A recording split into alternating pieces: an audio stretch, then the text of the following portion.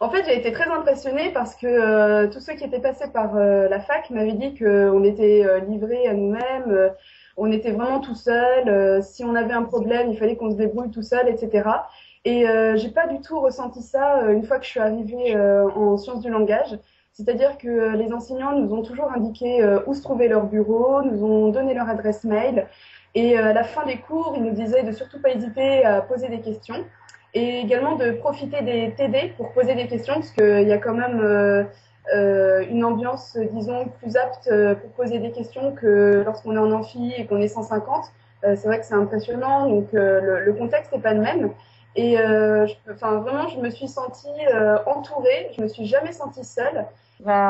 J'aurais aucune critique à faire. On a toujours été vraiment très bien encadrés. On a toujours eu des professeurs qui étaient disponibles, euh, Mm. euh, toujours prêts à nous expliquer un point qu'on n'avait pas pu saisir pendant le cours. Et vraiment, moi, j'insisterai sur le fait que j'ai toujours eu le sentiment d'avoir des professeurs passionnés, qui avaient vraiment envie de transmettre leurs connaissances et qui du coup nous faisaient des cours qui étaient toujours très vivants en fait. Moi, je me suis jamais ennuyée en fait pendant les cours. La phonétique, ouais, j'ai beaucoup aimé la phonétique, la phonologie. C'était vraiment intéressant parce que c'était vraiment technique et c'est une chose qu'on n'a pas du tout l'occasion de voir avant au lycée ou quoi que ce soit. Donc ouais, c'est surtout ça que je retiens. Moi, je sais que j'ai vraiment aimé tout ce qui était cours sur l'acquisition et le développement du langage chez les enfants. Ça vraiment, c'est des cours que j'ai trouvé passionnants parce que on se rend pas compte de la manière bah, la manière dont le langage ça s'acquiert chez les enfants. Donc ça m'a vraiment passionnée. Et après il y a tout ce qui était cours par exemple typologie, ce genre de cours qui ont des aspects en fait un peu techniques dans un sens où on décortique vraiment les langues, on apprend leur fonctionnement et puis travailler sur des langues qu'on connaît pas, c'est toujours très enrichissant en fait.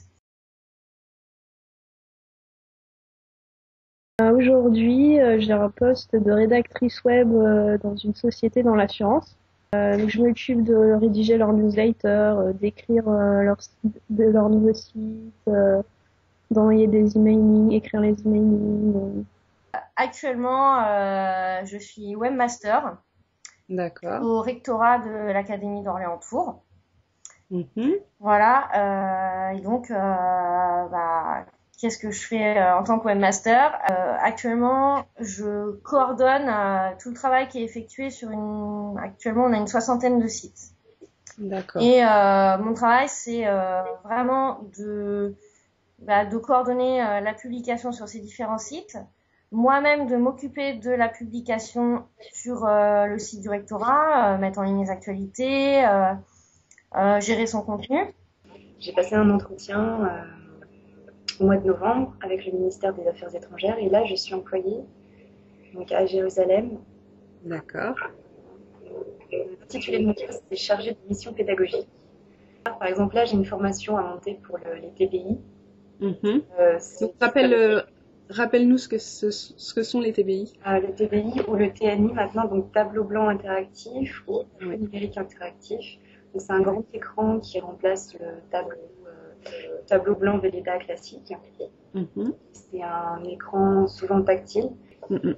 Et D'accord. donc, comme c'est nouveau comme support, il faut que les enseignants aient quand même une petite formation. Mhm. Donc voilà, je m'occupe de monter mes formations de A à Z.